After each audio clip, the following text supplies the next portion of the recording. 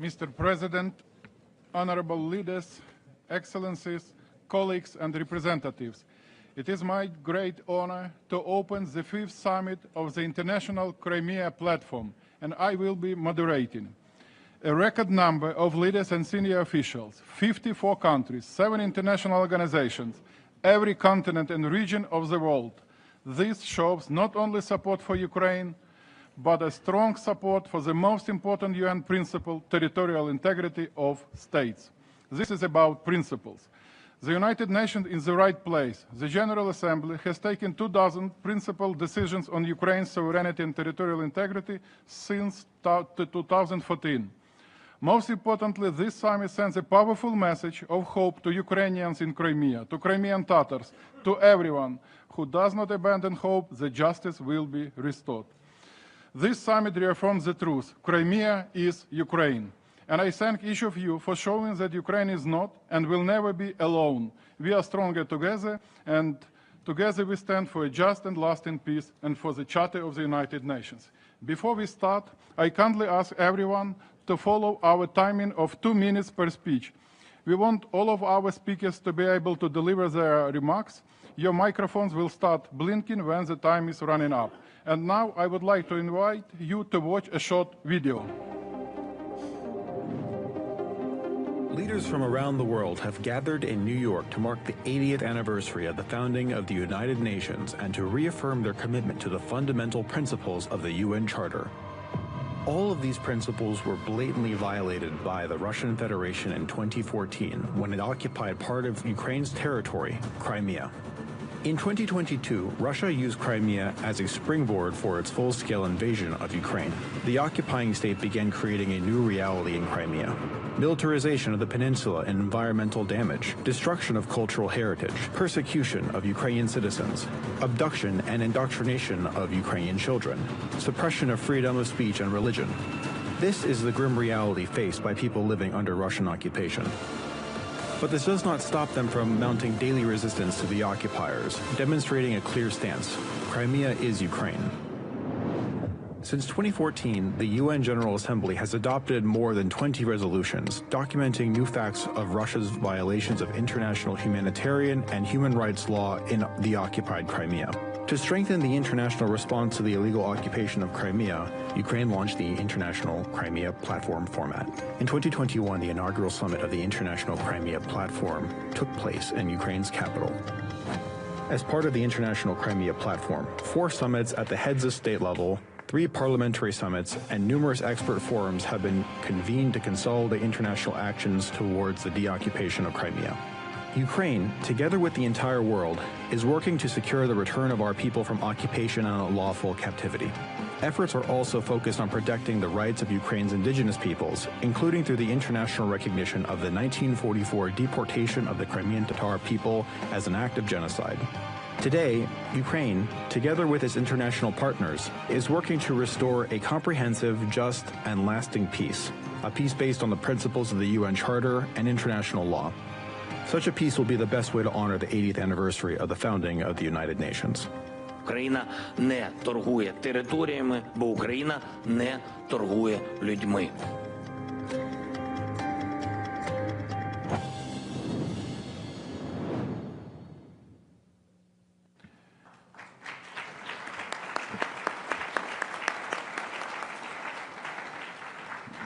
Before you is a New York Declaration. It brings together the key messages of the resolutions approved by the General Assembly. The declaration reaffirms our commitment to the UN Charter, and it upholds Ukraine's sovereignty, independence, unity, and territorial integrity within its internationally recognized borders. We thank all those who have joined the New York Declaration, and it remains open for others to align with.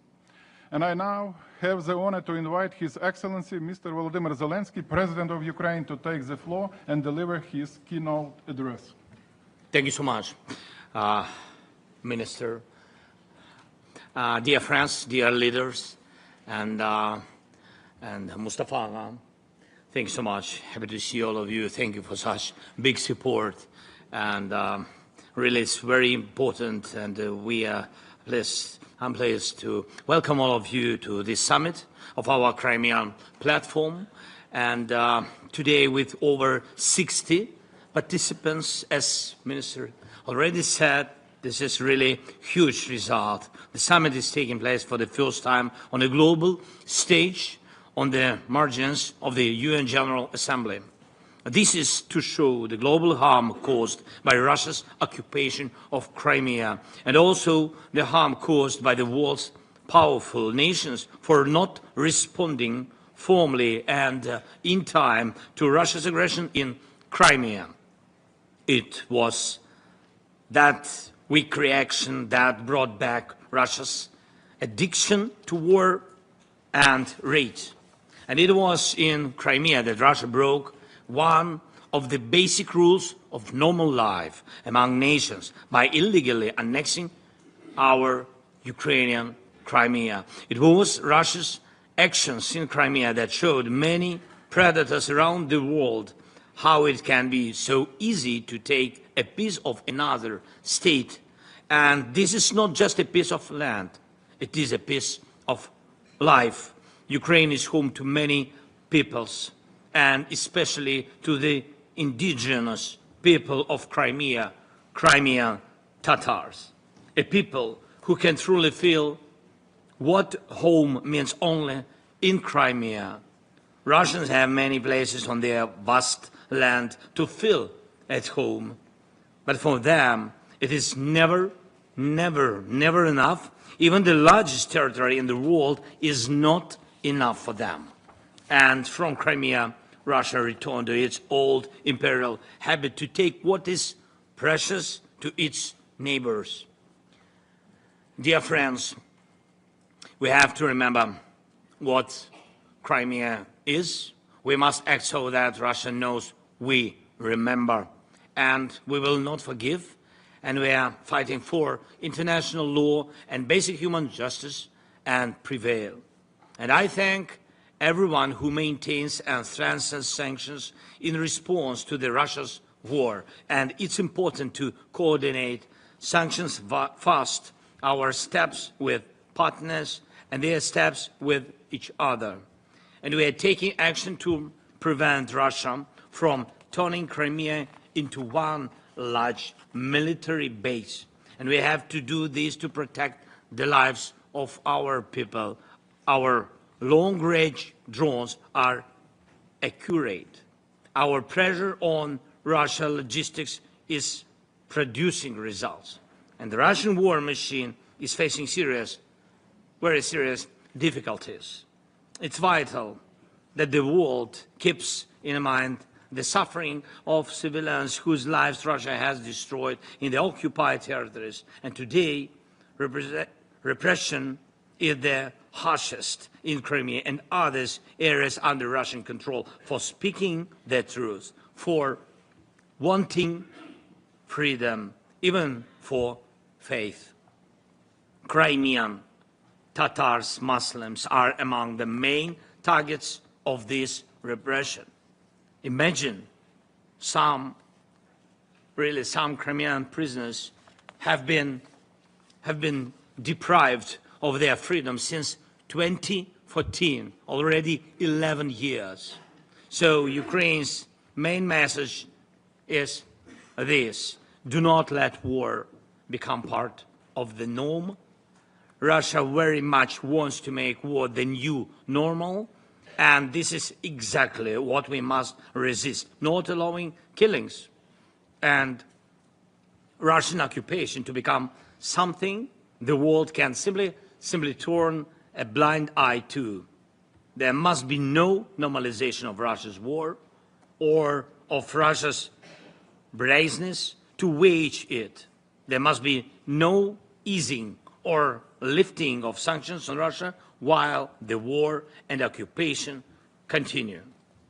And there must be no forgiveness for that, for what Russia has done. Starting from 2014, the occupier must be held accountable for the occupation and for all the crimes of this war, a war in which only Russia is guilty.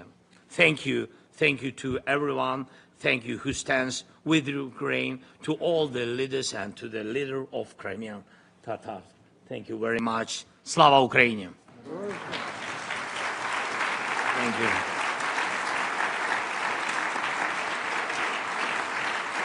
Thank you so much. Thank you.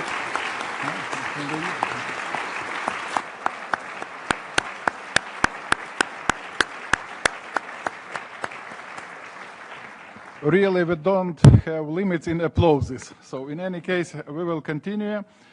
Thanks a lot, Mr. President, for your powerful speech and steadfast leadership. And now I invite Mr. Mustafa Dzhemilev, leader of the Crimean Tatar people, a steadfast voice for freedom and dignity, to address the summit. Mustafa, запрошую вас до слова. Ekselanslar, değerli beyler ve hanımefendiler. Dünyada bir inanç var. Eğer Birleşik Milletler Teşkilatı'nın kürsüsünden nasıl bir dilde konuşma yapılsa, demek o dil hiç zaman dünyada kaybolmayacak. Ben de şimdi UNESCO tarafından kaybolma tehlikesi altında olan diller listesine kirsetilgen Kırım Tatar dilinde birkaç söz söylemek isteyeyim. Elbet Ukrayna devleti, Cumhurbaşkanı Zelenskiy bu dil kaybolmaması için elbet elinden geleni yapar. Ama yine de bu dil tehlike altındadır. Benim Kırım Tatarcadan İngilizceye çevirecek Amerikan Kırım Tatar Birliği'nin milli mücadele kuruluşun bir başkanı Mübeyin Altan olacak. No, just a second. We need to hear you. Have some technical problems. We don't see the translation. Okay?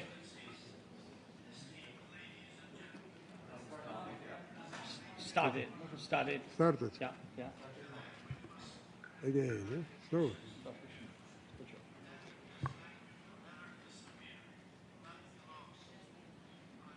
Он переводит?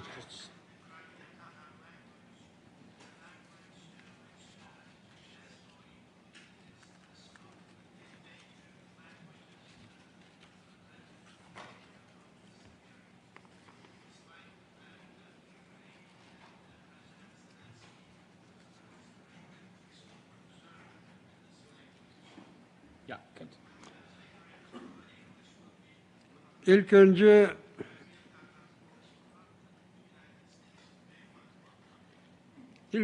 niyetleri Kırım Yarımadası'nı Rus işgalinden kurtarma yollarını aramak için teşkil edilgen Kırım Platformu 5. zirvesinin hep iştirakçılarını samimiyetle selamlamak isterim.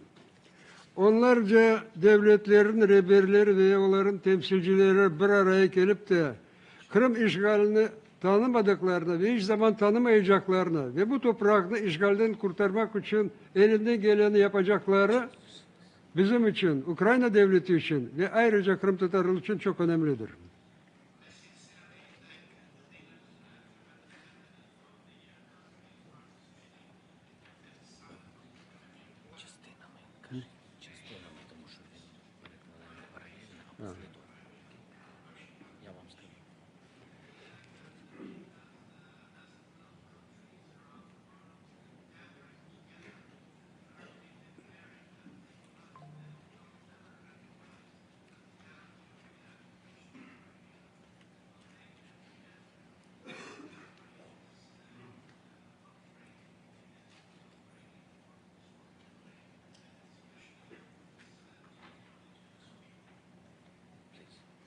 Ben 1944 yılında halkın topyekun sömürülüğüne ve soykırımına uğratılan ve ardından 20. yüzyılın en acımasız rejimlerin birine karşı vatanlarına kayıtıp gelmek ve insan hakları için neredeyse yarım asır devir bir içerisinde güreşken Kırım Tatar neslinin az sayıda da hayatta kalan temsilcilerinden birisiyim.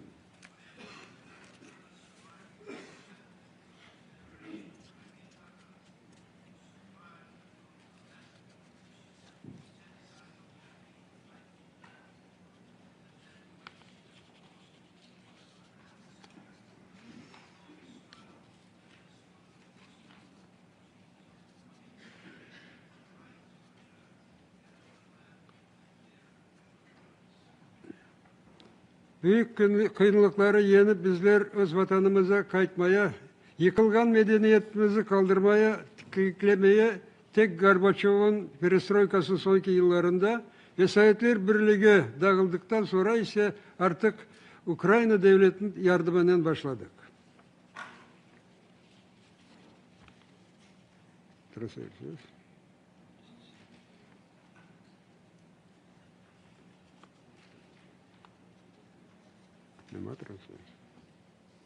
Yeah.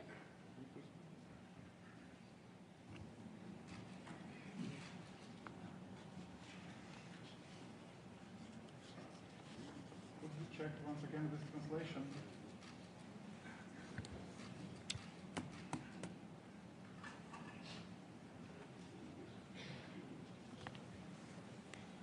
Do you hear what? Do you hear us with translation?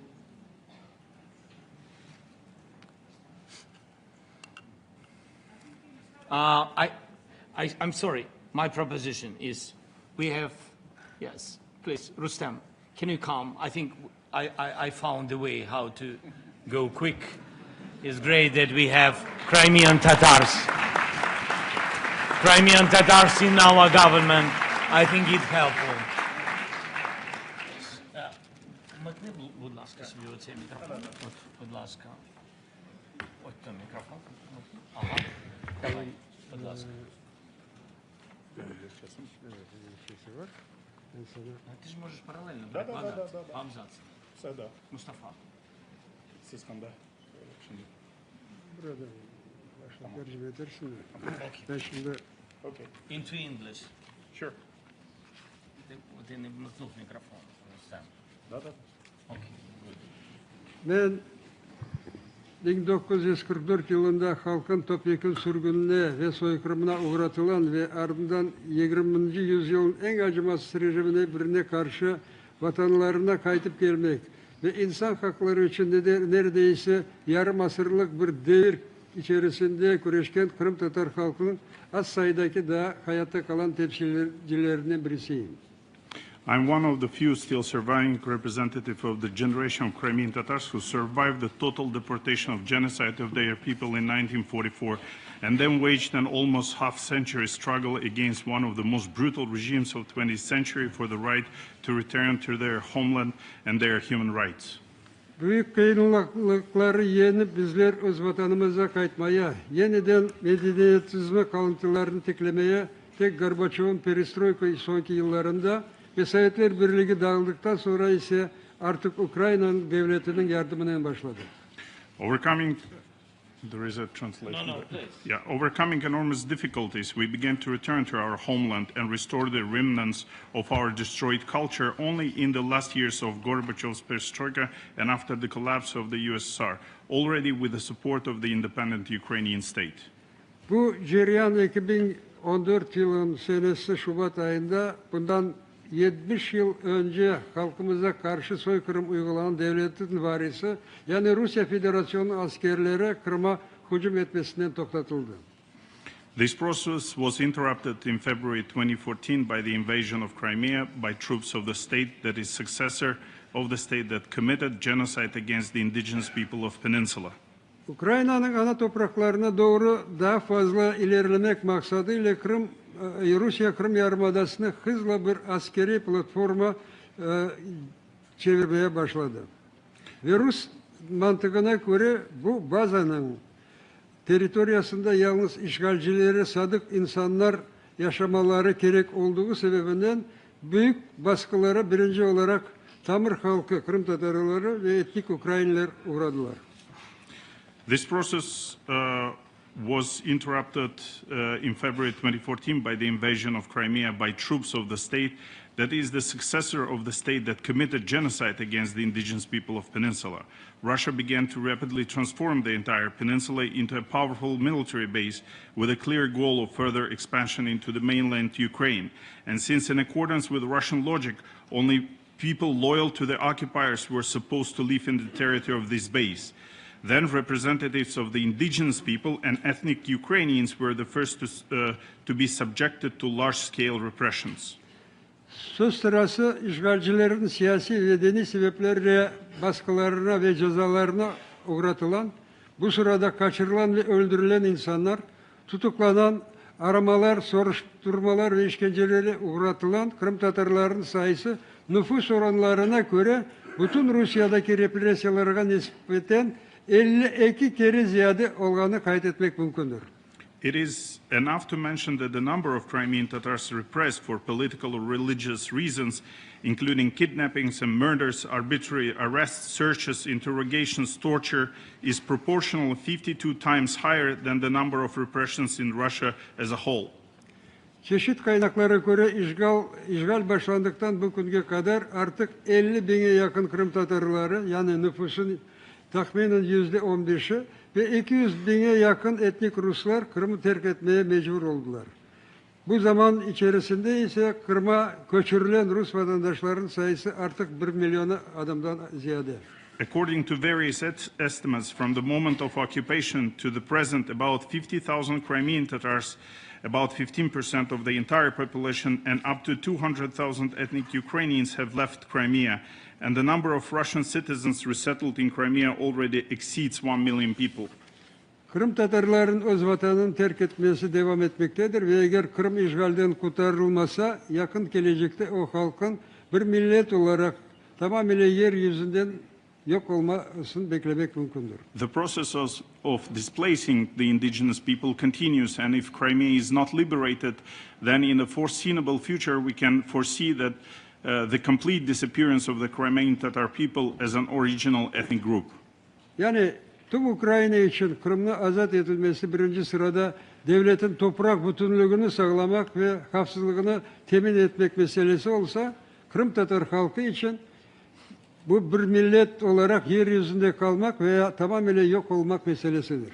Therefore, if for Ukraine in general the liberation of Crimea is primarily a question of restoring its territorial integrity and ensuring its security, then for the indigenous people of Crimea it is also a question of survival and further development or complete disappearance as an original nation. Bugün Ukrayna saldırgan devlete karşı savaşta kendini, toprağını parçalamak, zalim işgalcilerin eline düşen milyonlarca vatandaşlarını kurtarmak için çok kan kaybetmektedir. Today Ukraine is bleeding, fighting off the aggressor, trying to liberate its occupied territories, to liberate millions of our fellow citizens who have fallen into the hands of cruel occupiers. We're grateful to all the countries in these difficult times for us to provide significant support and assistance to our country, clearly realizing that this war of Russia is not only against Ukraine, but also against the entire world order, against civilization. Bununla beraber sonki zamanlarda bizleri çok rahatsızlayan bir şey şu ki, bazı bizlere müttefik olan devletlerde sözde gerçek siyasi, yani real politik teorisinin taraftarları hakim olmaya başladı. Malum olduğu gibi bu teoriye göre her devlet yalnız kendi ekonomik ve diğer bir menfaatlarını düşünecek ve bu menfaatlar uğrunda ise ahlaki ve manevi prensipler, insan hakları ve uluslararası hukuk hesaba alınması şart değilmiş. However, we are concerned that in some of our allied states, the adherents of the so-called theory of real politics have begun to prevail. That is a theory that for the economic or the other interests of their countries allows them to ignore moral and ethical principles, human rights and international law.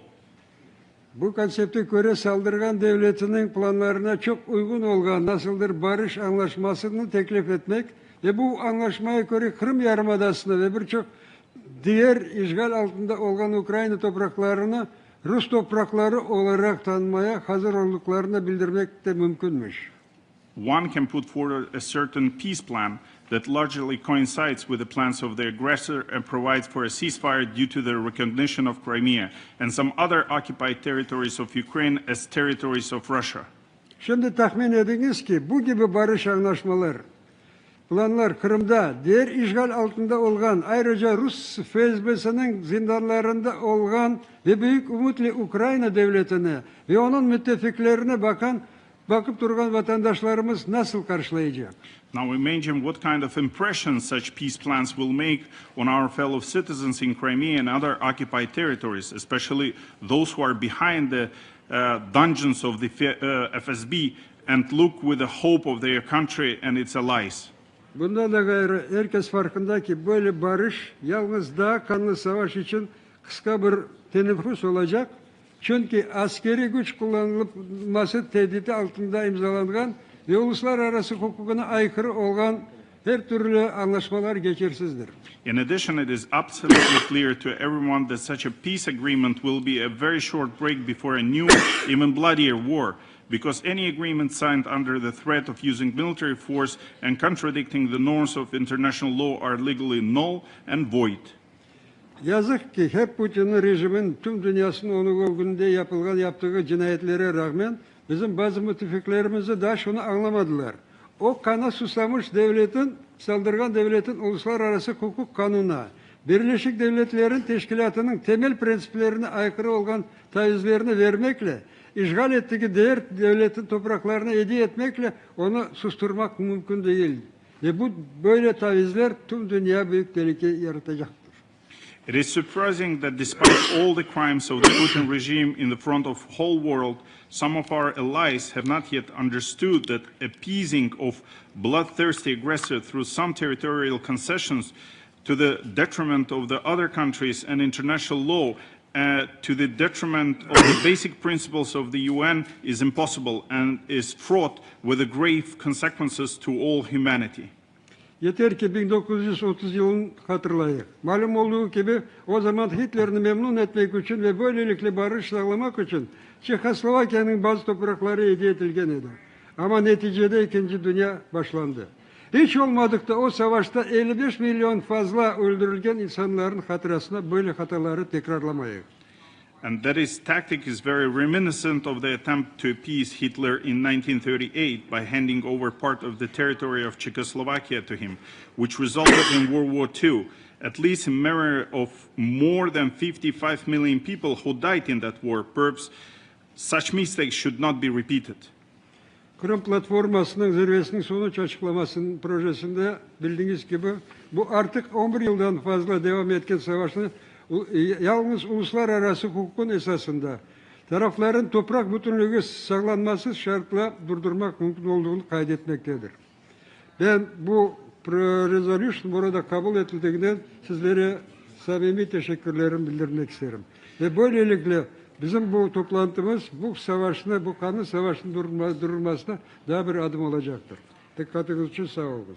I hope that representatives of all countries will support the proposed text of the final declaration of the 5th Crimean Summit, which provides for the end of this bloody war that has lasted more than 11 years only under the conditions of compliance with the norms of international law, and first of all ensuring the territorial integrity of Ukraine.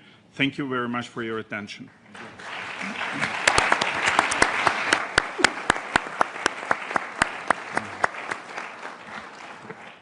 Çok sahih olunuz Mustafa. Special event, special translations, and probably yesterday President Trump was right, absolutely right, criticizing UN equipment. So let us now proceed with the statements of the distinguished participants of the summit. Let me once again remind about the time limit of 2 minutes. It is my pleasure to call upon His Excellency Mr. Željko Komšić, Chairman of the Presidency of Bosnia and Herzegovina. Be fast. President Zelenskyy, colleagues, head of states, excellencies, ladies and gentlemen.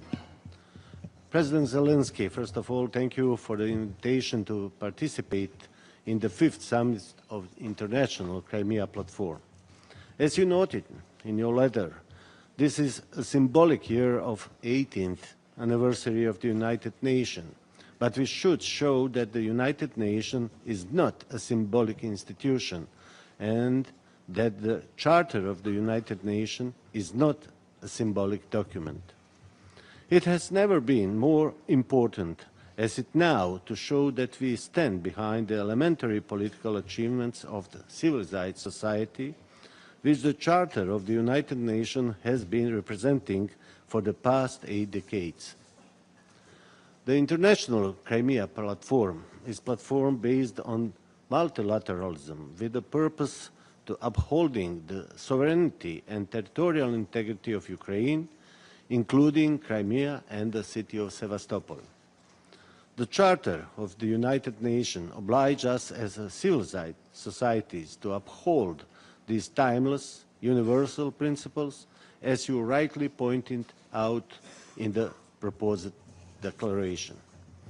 Article 2 of the Charter clearly requires that the civilized states signatories to refrain from the threat or use or force against the territorial integrity or political independence of any state or in any other manner inconsistent with the purpose of the United Nations, and to settle their international disputes by peaceful means.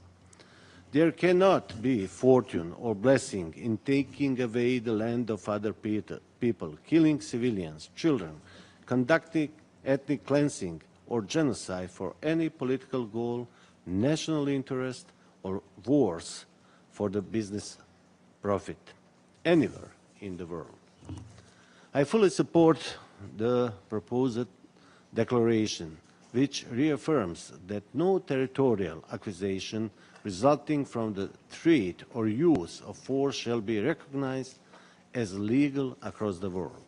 Finally, coming from Bosnia and Herzegovina, which became a member of the United Nations despite the aggression, ethnic cleansing, and genocide we suffered, we reaffirm our commitment to the sovereignty, independence, unity, and territorial integrity of Ukraine within its international recognized borders, extending to its territorial waters. Never lose hope.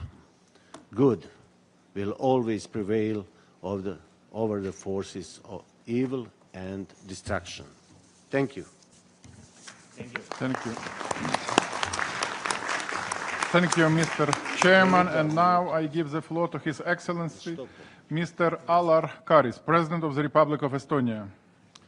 Ladies and gentlemen, thank you, President Zelenskyy, for the invitation to this summit. This year marks 85 years since the World's Declaration, when the United States took a principled stand by refusing to recognize the Soviet occupation of free sovereign Baltic states. That steadfast commitment to international law and justice gave hope to my nation and reaffirmed that the principles that aggression cannot erase sovereignty. The same principle must guide us today, as Russia wages its brutal war of aggression against Ukraine, occupying 1/5 of its territory and continued the illegal annexion of Crimea. We must remain unwavering in non-recognition, just as the free Baltic states of World War stood firm for the Baltic nations. We condemn systematic human rights violations by Russia against civilians, including the indigenous people, Crimean Tatars, who suffer the most under the occupation of Crimea and the war of aggression against Ukraine, and who resist oppression while standing for independent media and information. Russian appointed courts have already convicted over 50 people this year for acts that the Office of the High Commissioner for Human Rights assessed as constituting legitimate exercises of freedom of expression. Guided by the spirit of the United Nations, we welcome the adoption of the New York Declaration and renew our collective resolve to achieve a just and lasting peace in Ukraine and across the globe.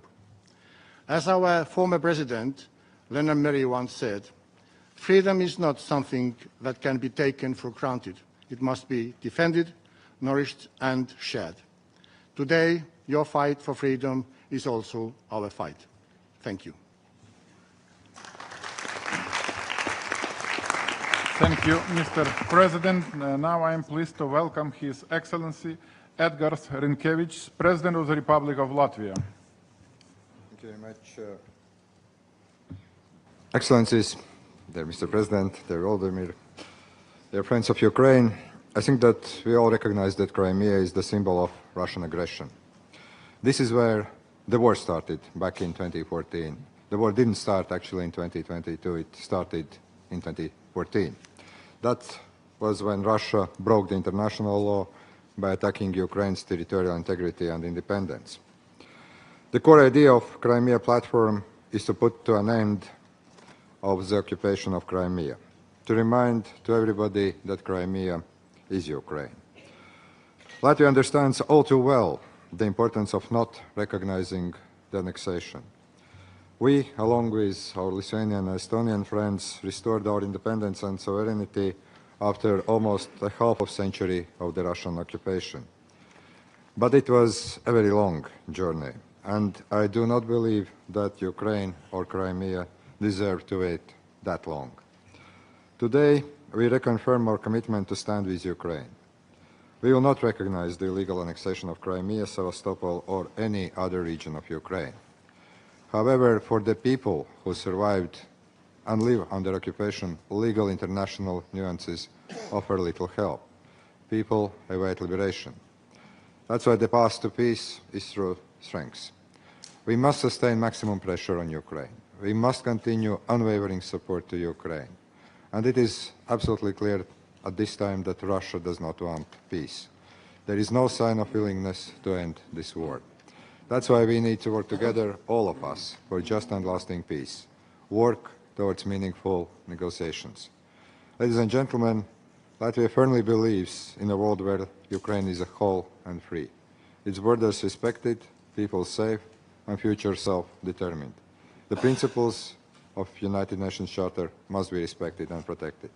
I just want to, one more time, to say that Crimea is Ukraine, and Slava Ukraini. Thank you, Mr. President. It is my honor now to invite His Excellency Mr. Gitanas Nausėda, President of the Republic of Lithuania. President Nausėda has personally taken part in every Crimea Platform Summit since 2021. So, Mr. President, please proceed with your address. Your Excellency, President of Ukraine, dear Volodymyr, Excellencies, ladies and gentlemen, it's my privilege to address you at the 5th summit of the International Crimea Platform. And I find it highly symbolic that we return to the United Nations where President Zelenskyy first proposed this initiative back in 2020. Unfortunately, the brutal reality that has inspired our first gatherings has not changed for the better.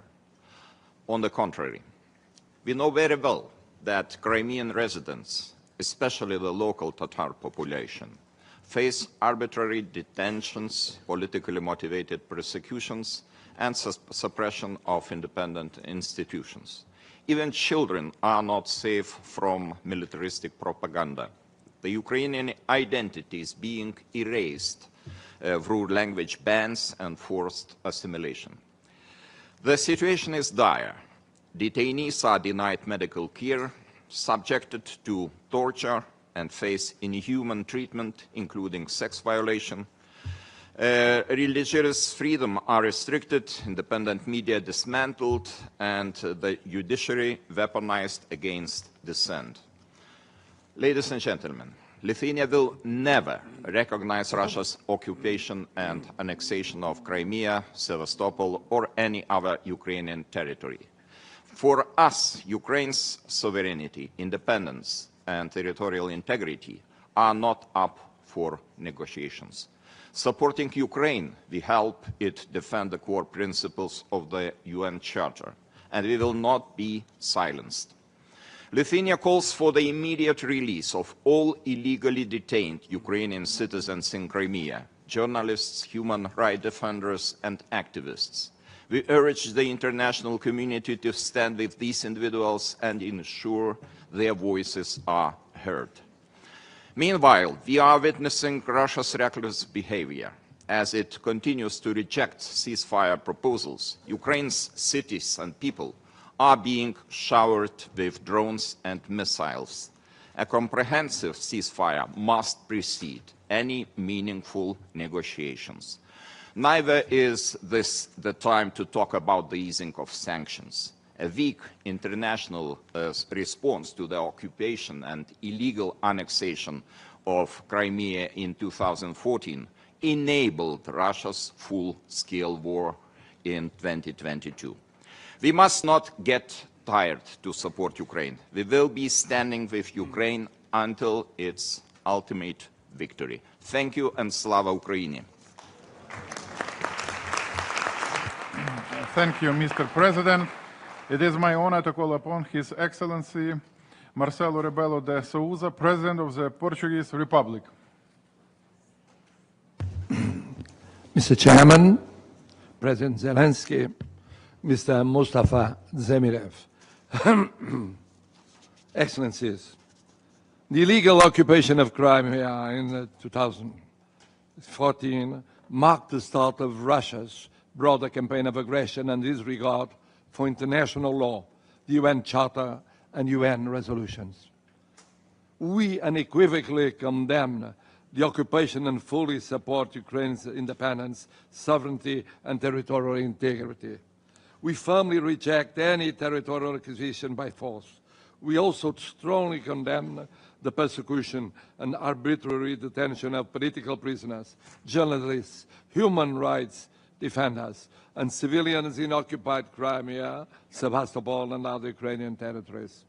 We are deeply concerned by Russia's unlawful deportation and illegal adoption of Ukrainian children, a very grave violation of international law that must not be ignored.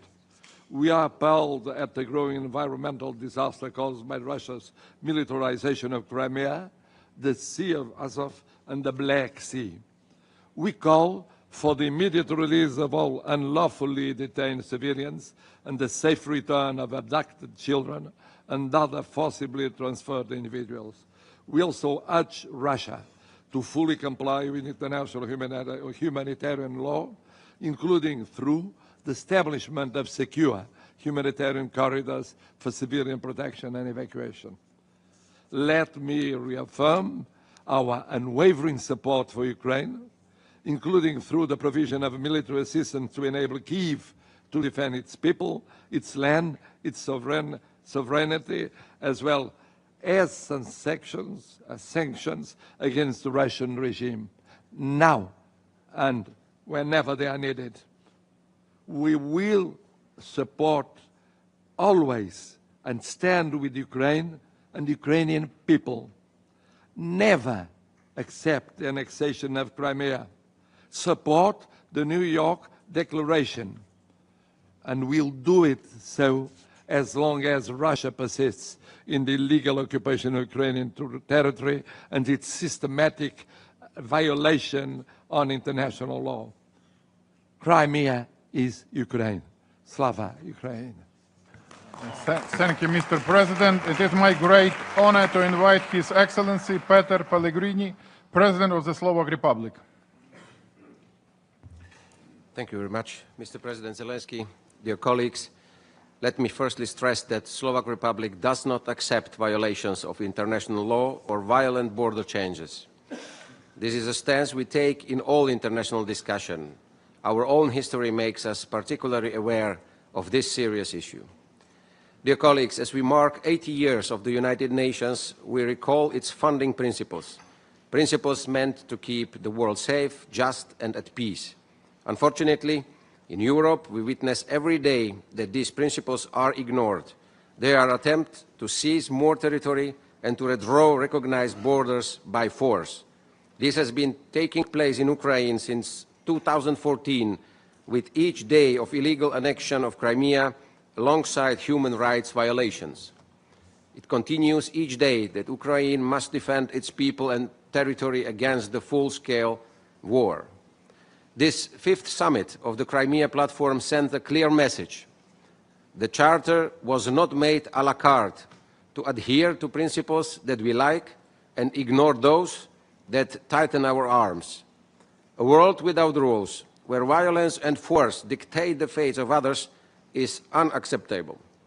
We send a strong message today that any violation of territorial integrity by force is intolerable. Mr. President Zelensky, dear colleagues, as Ukraine's neighbor, Slovakia sees the toll of the ongoing war. We hope the war in Ukraine ends quickly, bringing peace and stopping the destruction and loss of life. As your neighbor, we continue to support Ukraine in various ways, including also our joint talks between our two governments. The Crimea platform is not just a forum. It sends an important dual message to the people of Ukraine that they are not forgotten, and to the world that even in the face of aggression, international law and the UN Charter matter. To conclude, the passage of time will not turn wrong into right. Crimea is Ukraine. Thank you very much. Thank you, Mr. President. And I'm pleased to invite Her Excellency Mrs. Natasha Pirc-Musar, President of the Republic of Slovenia. Very much, dear Mr. President Zelensky, Excellencies, ladies and gentlemen. It is a great honor for me to address you today. With our meeting, we are sending a clear signal that the territorial integrity of Ukraine remains high on the international agenda and a top priority for Slovenia as well. This year, as we commemorate the 80th anniversary of the United Nations founding, we are reminding of the enduring value of the UN Charter. Its purposes and principles remain the cornerstones of our international system, guiding us to peace, justice, and cooperation among nations. Yet, as the entire world can see, the ideals and commitments of the United Nations are under brutal attack. Unfortunately, some permanent member states of the Security Council are no exception to this crime against multilateralism. This aggression, Russian aggression, is not just an attack on Ukraine. It is a direct challenge to the principles of the UN Charter itself. And the UN Charter is not an abstract concept. It is the basis for peace and stability in the international community. We reaffirm that any territorial acquisition achieved through the threat of or use of force cannot be legally recognized. States cannot do whatever they want to other states just because they can. This fundamental principle of international law must be consistently upheld to preserve the credibility of the entire multilateral system. We therefore once again call on the Russian Federation to immediately, completely and unconditionally withdraw its entire armed forces from the territory of Ukraine and to cease its hostilities against civilians and civilian infrastructure. Excellencies, the resolutions adopted by the United Nations General Assembly since 2014 have sent a clear message. The international community will not accept the illegal attempts to redraw borders by force. However, as long as these resolutions are not implemented, it is our responsibility to continue to raise our voices, act and strengthen our joint efforts in defense of international law.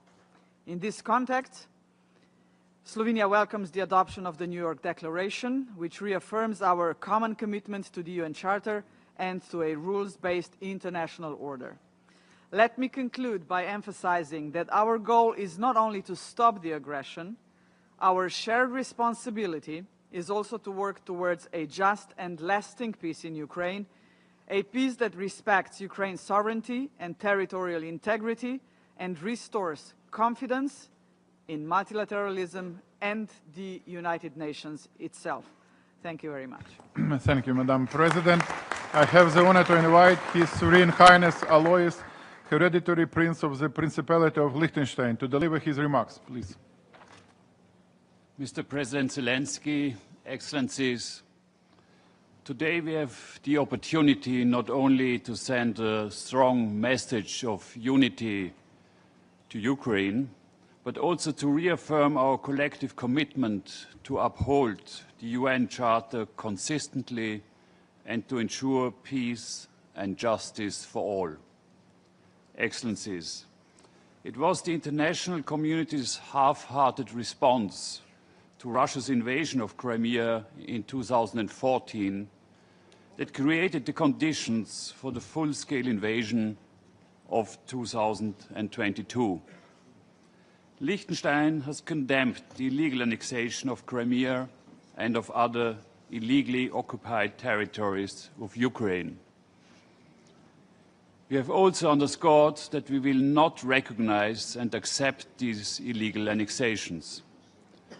The territorial integrity of Ukraine must not be up for debate. We have witnessed a dangerous erosion with respect to the legality of the use of force.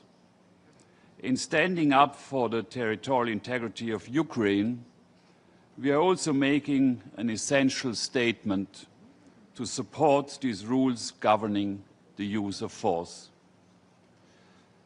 The political leadership of the Russian Federation continues to lack the political willingness to engage in genuine peace talks.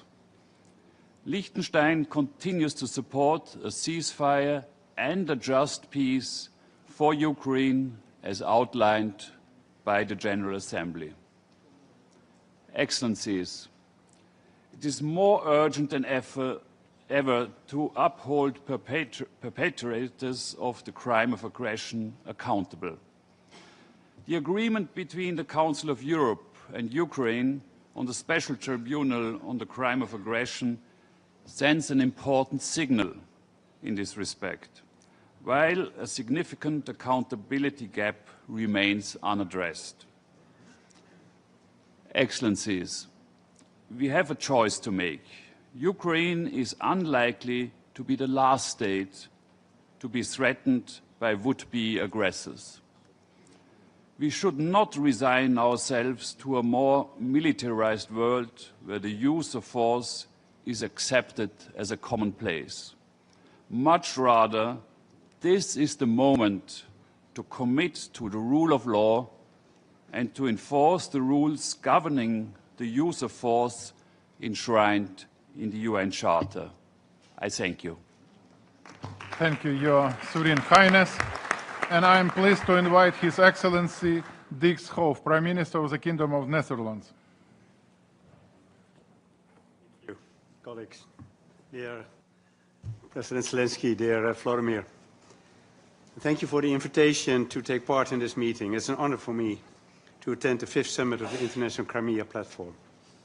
Today's panel discussions will highlight some of the most pressing issues facing Ukraine. On behalf of the Netherlands, I would like to reiterate our stance on the crucial importance of restoring Ukraine's territorial integrity and sovereignty. In fact, I can be brief on this point. The illegal occupation and annexation of Ukrainian territories is unacceptable. The New York Declaration is very clear on this point, and we fully support it. One of those territories is Crimea. Crimea has been under illegal Russian occupation since March 2014 and has become a grim example of how Russian aggression and occupation affect people's daily lives. Many of Crimea's inhabitants were forced to flee to other parts of the country, leaving their homes, relatives and roots behind. For those who were not in a position to leave, the occupation is becoming more and more oppressive. Russia's attempt to forcibly and systematically erase Ukrainian identity in Crimea involves historical heritage being destroyed, human rights being violated, and freedom and democracy being ravaged. It's absolutely crucial that those responsible for such grave human rights violations are held to account. This is why the Netherlands uses every opportunity it has to underline the importance of restoring human rights, the rule of law and democracy for the people of Crimea and all Ukrainians living under Russian occupation. Indeed, this is important for all of us, all around the world. A few weeks ago, it was Independence Day in Ukraine. One day, all religions of Ukraine will be able once again to celebrate its freedom and independence under peaceful conditions. But this will not happen by itself. It is up to all of us to do our utmost to make this possible, to stop Russia's war and to make sure that aggression is never rewarded. And I'm impressed by all those brave Ukrainian men and women who are fighting tirelessly to make this happen. Rest assured that the Netherlands is committed to supporting Ukraine until a sustainable, just and lasting peace is reached. This was the message by the Benelux yesterday, spoke of Luc Frieden, the Prime Minister of Luxembourg. It is my message today, and it will be my message tomorrow. Thank you. Thank you, Vladimir. Thank you, Mr. Prime Minister. It is my honor to give the floor to His Excellency Xavier Spot Samora, Head of Government of the Principality of Andorra, please. Zelensky, Excellencies, ladies and gentlemen, it is an honor for me to represent the government of the Principality of Andorra at this important dialogue forum, which is committed to working towards a just and lasting peace in Ukraine. Against the backdrop of Russia's ongoing war of aggression against Ukraine, which is a blatant breach of international law, resilience emerges as a vital force in the pursuit of peace, recovery, and justice. After more than 1,300 days of death and destruction, This war must come to an end. The Principality of Andorra reaffirms its complete and absolute support for Ukraine. Russia's war of aggression continues to cause unimaginable suffering, and the international community must remain united and determined in its condemnation. The Andorran government has aligned itself with European Union policy and implemented financial sanctions against Russia and Belarus. Andorra calls for the full respect of international law and the principles inscribed in the United Nations Charter. We reaffirm our support for Ukrainians' independence, sovereignty, and territorial integrity within its internationally recognized borders. My country has welcomed Ukrainians fleeing the horrors of war, guaranteeing nearly 400 temporary residence permits in a country with 80,000 inhabitants, and ensuring access to education, healthcare, and the labor market. These measures demonstrate our determination to alleviate of human suffering and protect of human rights and fundamental freedoms within our means. Recent events have made it increasingly clear that this war is not only an attack on the Ukrainian people, but also an assault on human rights and international law. We are deeply concerned about the immediate and long-term humanitarian consequences of the war, particularly its devastating impact on women and other vulnerable groups, including children.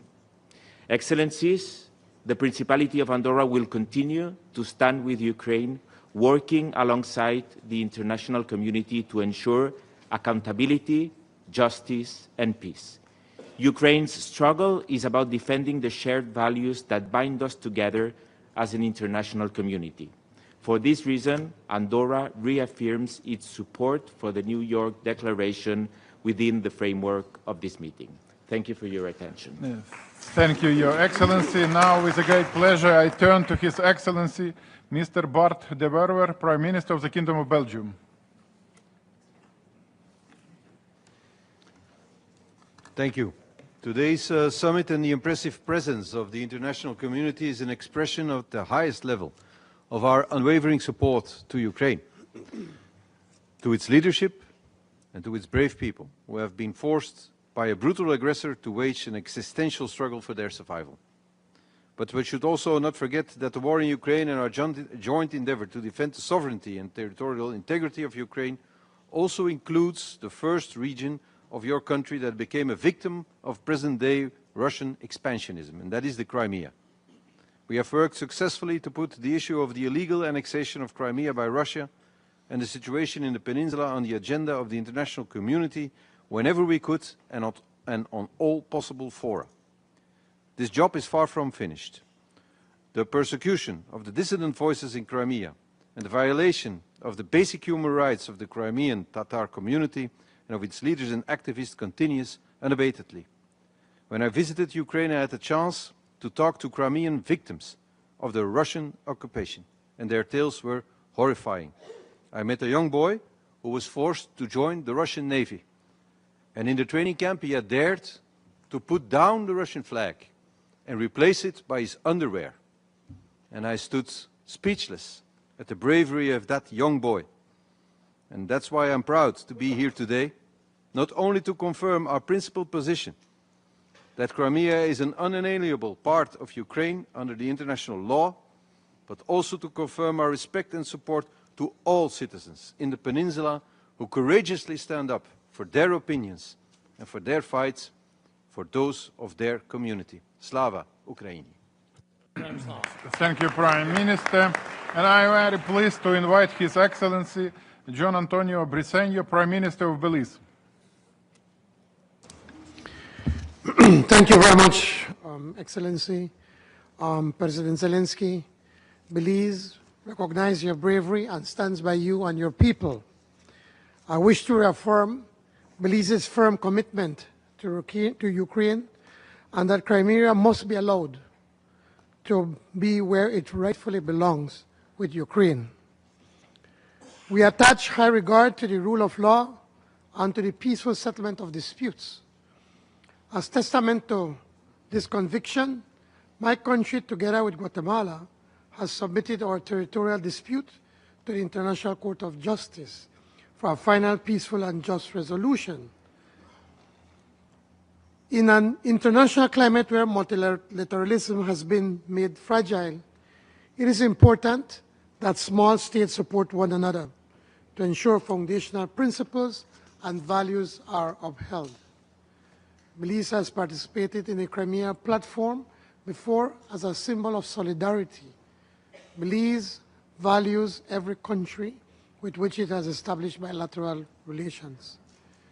Belize is also pleased to announce that we support the New York Declaration.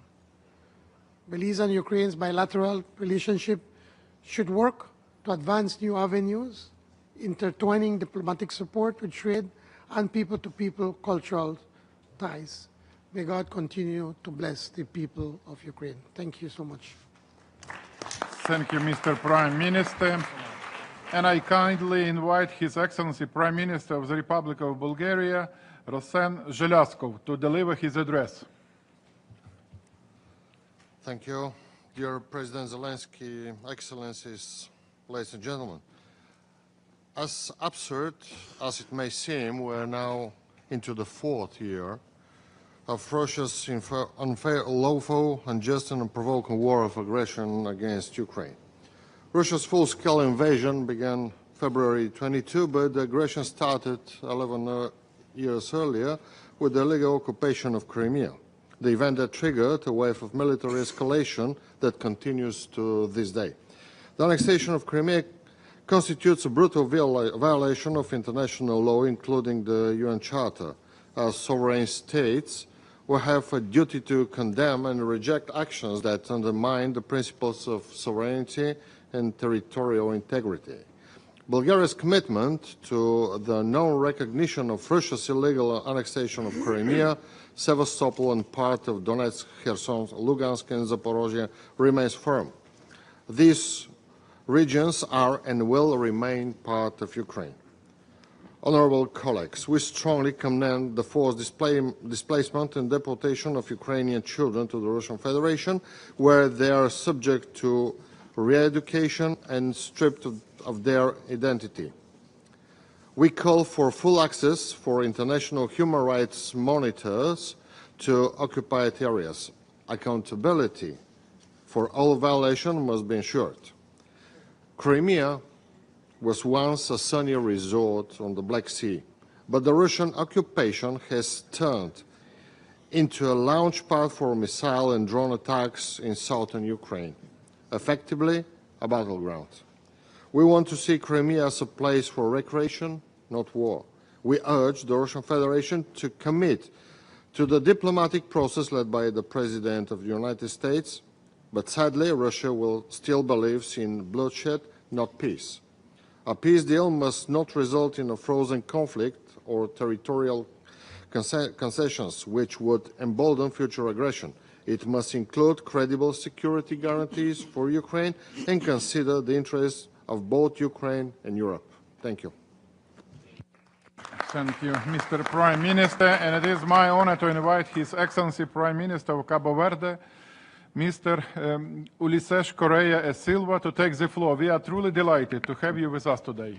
Thank you, Mr. Chairman.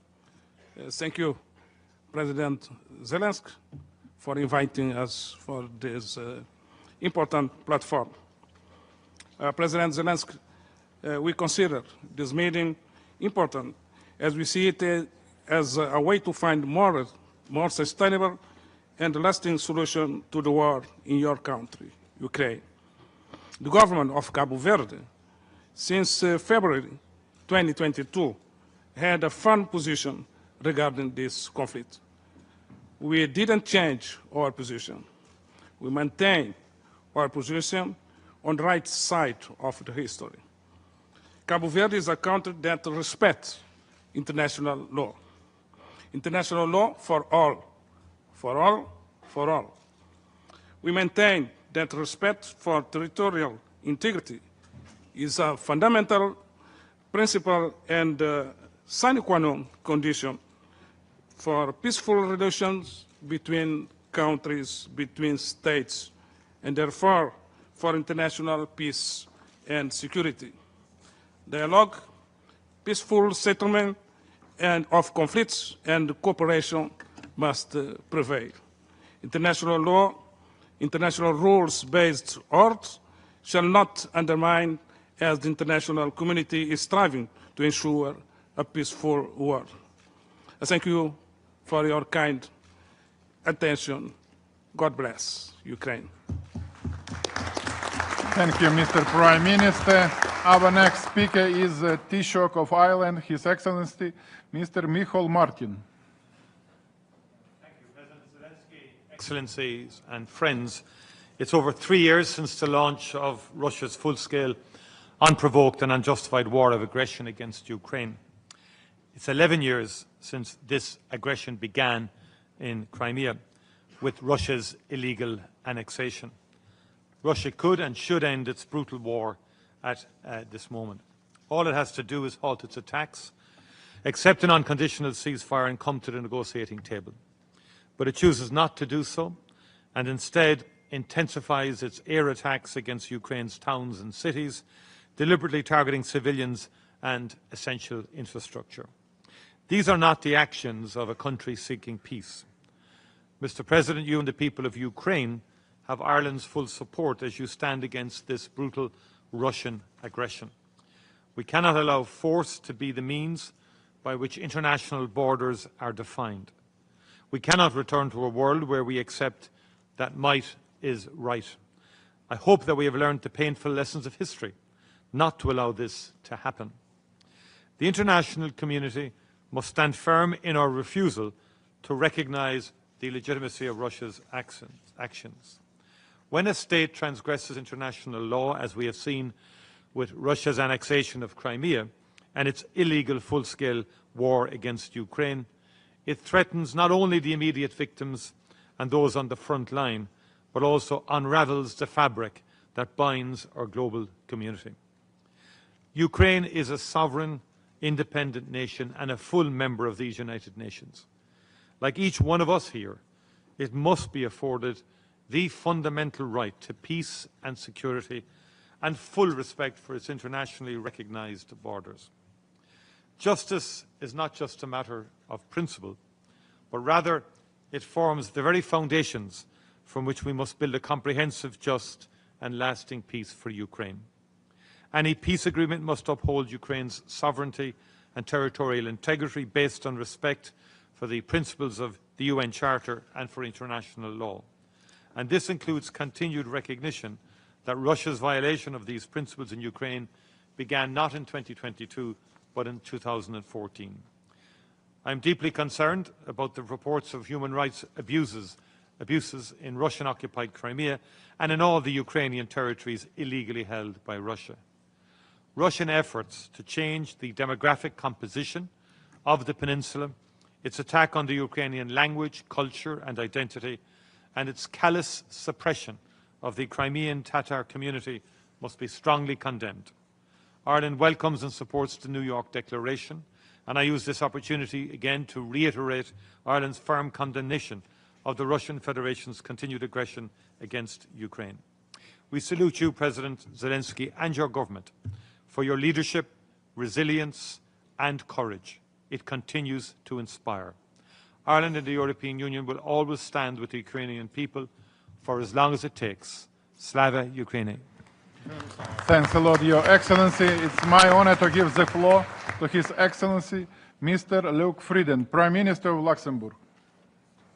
Mr. President, dear Volodymyr, dear friends, 11 years of Crimea's occupation by Russia, 11 years of oppression, of systemic human rights violations and suffering. We, the international community, must resolutely continue to reject this act of blatant aggression. This is, and this remains, a direct assault on the principles that keep our world together: sovereignty, territorial integrity, and the inviolability of borders. That is why this platform matters. It gives us unity, it gives us a voice, it keeps Russia accountable. Luxembourg is proud to support this work. And we know what is at stake. As a country invaded twice in the last century, we will never accept a world where force dictates law. It was here in America that one of my predecessors, Prime Minister in exile, asked for the support of the US and international community to give us back our independence. We succeeded only because we were not alone. And today, this room shows you, Mr. President, dear Volodymyr, that you do not stand alone in this fight. Since 2014, the United Nations General Assembly has spoken with clarity and conviction. The Charter must be upheld. Respect for the UN Charter is not a matter of choice. It is a very foundation of peace, prosperity, and security. Russia's action show contempt for international law and humanitarian principles. Borders cannot and must not be redrawn by force. And therefore, let me once again pay tribute to the Ukrainian people, your courage, your resilience, your determination. You are not only defending your land, you are defending the values we share. You continue to inspire us. Luxembourg stands firmly with Ukraine. Your fight for freedom is our fight too. And we will remain by your side until peace, full sovereignty, and justice prevails. Thank you. Thank you. Thank you, Mr. Prime Minister. Our next speaker is the Prime Minister of the Republic of Malta, His Excellency, Mr. Robert Abella. Please. President Zelensky, dear Volodymyr, Excellencies, friends, Crimea is Ukraine. 11 years since its forced annexation, the Russian Federation continues to assert its illegitimate occupation of the Autonomous Republic of Crimea and the city of Sevastopol in violation of Article 2, Sub-Article 4 of the UN Charter. Together with our international partners present in today's summit, and I thank you for that, Malta and the EU will continue to affirm our unwavering support for the sovereignty, independence, and territorial integrity of Ukraine within its internationally recognized borders. The restoration of the territorial integrity of Ukraine will be a crucial step for the restoration of a comprehensive, just, and lasting peace for Ukraine. The face of Russia's unjustified presence inside the Crimean Peninsula, Malta maintains its unwavering support for the Ukrainian residents enduring occupation by Russian de facto authorities. We take this occasion to condemn Russia's attempts to change, or even worse, erase Ukraine's national identity and way of life via the forced imposition of Russian citizenship. By applying military suppression and intimidation, the Russian Federation is aiming to permanently alter the Crimean Peninsula's demographic structures, further to those in Ukraine's other Russian-occupied territories. Mr. President, as we speak, Russian occupying authorities inside Crimea continue to impose harsh bans on the Ukrainian language, traditions, as well as holidays to this day. Sadly, we understand that such restrictive measures are ultimately paving the way towards a militarized policy of Russification, one which ultimately erases the indigenous and folkloric voices of the Ukrainian people inside this region. Regretfully, this complements the Russian Federation's unlawful deportation as well as the forced transfer of Ukrainian children from Crimea, resulting in changes to the identity and citizenship of Ukrainian children. In Malta's current role as President of the Committee of Ministers of the Council of Europe, we have and will continue to place specific attention to children impacted by Russia's war of aggression against Ukraine, and will continue to advocate for the immediate return of forcibly displaced Ukrainian children to their respective homelands, including Crimea. To conclude, we believe that Russia's actions mark a stark violation of the principles of sovereignty, territorial integrity, and independence of states as boldly enshrined in the UN Charter. In adopting the summit's New York Declaration, we therefore reaffirm that the right for reintegration of the Crimean Peninsula as part of Ukraine is non-negotiable. Without any further delay, Malta calls on the Russian Federation to immediately reverse its illegal occupation of Crimea, together with the other 4 Russian annexed territories. Slava Ukraine. Thank you. Thank you, Mr. Prime Minister. And I am very pleased to invite His Excellency Mr. Yaşar Güler, Minister of National Defense of the Republic of Turkey. Buyurun. Thank you. Esteemed President of Ukraine, Volodymyr Zelensky, Honorable National Leader of the Crimean Tatars and members of the Ukrainian Parliament, Mr. Mustafa, distinguished heads of states and government, dear Crimean Tatar brothers and sisters. It is an honor to be with you today at this summit on the 18th anniversary of the United Nations, once again highlighting the Crimean cause. For us, the peaceful resolution of Crimea is not inseparable from the quest for a just and lasting peace in Ukraine. The Crimean Tatars have long been an integral part of Ukraine's diverse fabric, and they contributed to peace and stability. Turkey has never recognized the illegal annexation of Crimea, and we have stood firm since 2014, supporting Ukraine's independence, sovereignty, and territorial integrity, including Crimea. Defending the rights of the Crimean Tatars is not only a matter of foreign policy, but a historical and moral duty for us. We will continue our relentless pursuit to amplify their voices, protect their rights, and ensure their freedom and dignity. It is encouraging to see Ukraine safeguarding the rights of our Tatar brothers and sisters. We will continue to support President Zelenskyy's commitment to the Crimean cause. Turkey will continue its efforts towards this end. In closing, I would like to reaffirm Turkey's commitment to the Crimean platform and express our hope to advance not only the Crimean cause, but also the enduring interests of independent, prosperous, and sovereign Ukraine. Thank you. Thank you, Mr. Ministers. Dear Excellencies, dear colleagues, allow me at this moment to thank His Excellency President Zelensky for his participation in the 5th Crimean platform.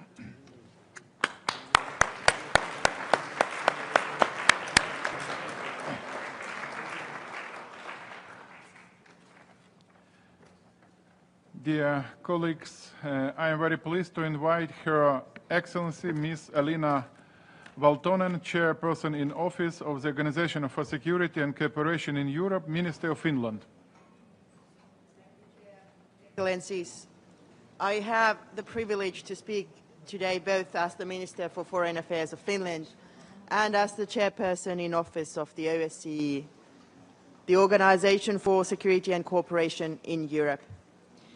The OSCE core principles and commitments stemming from the Helsinki Final Act mirror the central tenets of the UN Charter.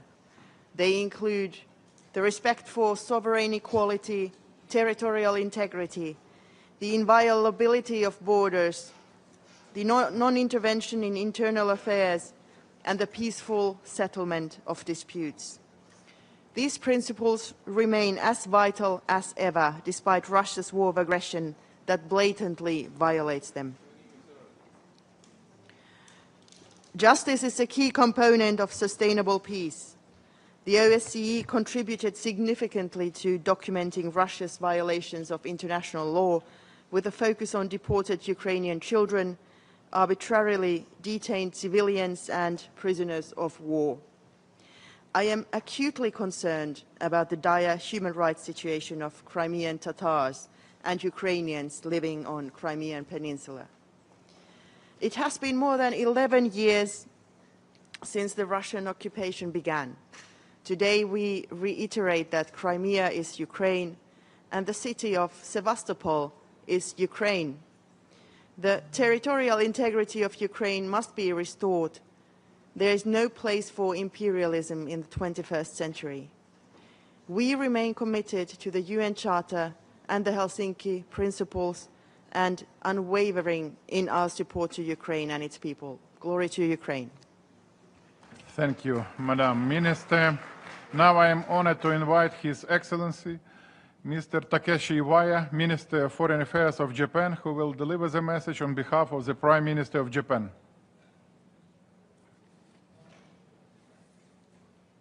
Thank you, Minister Shibiha. Today, I'd like to deliver the statement of Prime Minister of Japan, Mr. Ishiba, on his behalf. 3.5 years have passed since the beginning of Russia's aggression against Ukraine. We renew our respect for the day-to-day effort of the Ukrainian people to defend their country and freedom.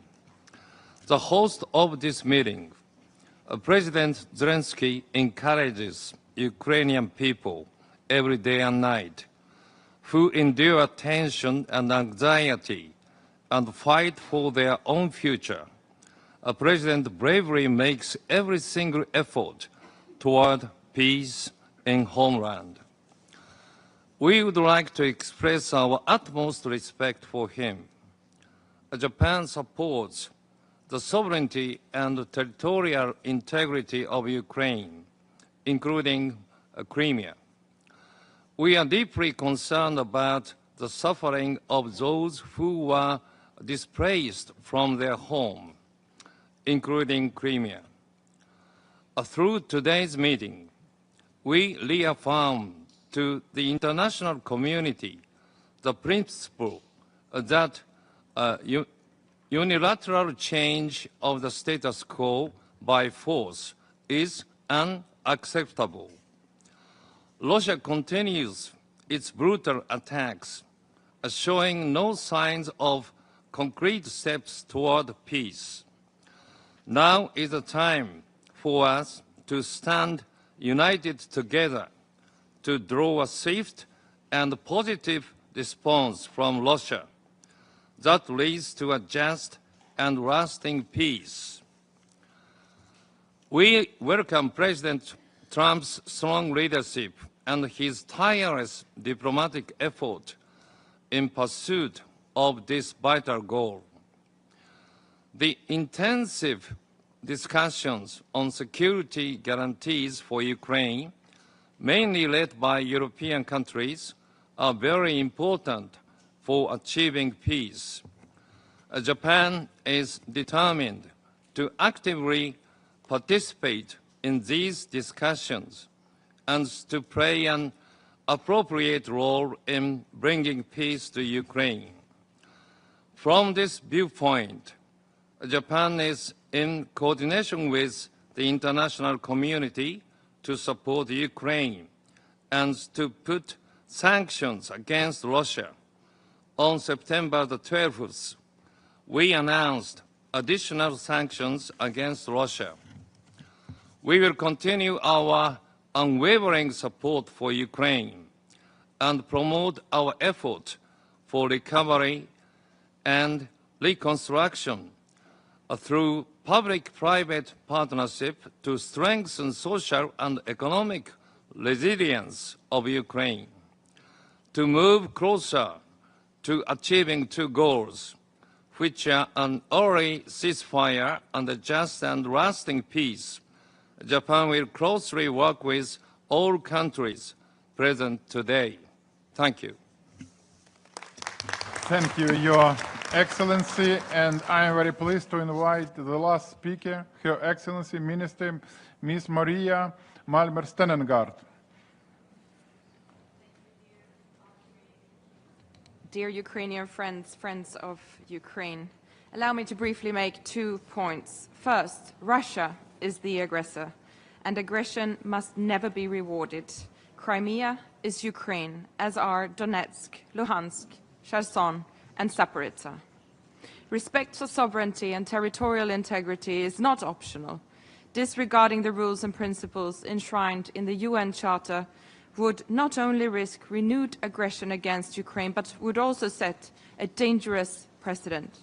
Moreover, we owe this to the Ukrainians on the temporarily occupied areas and to those who bravely fight for their freedom. Second, justice will prevail.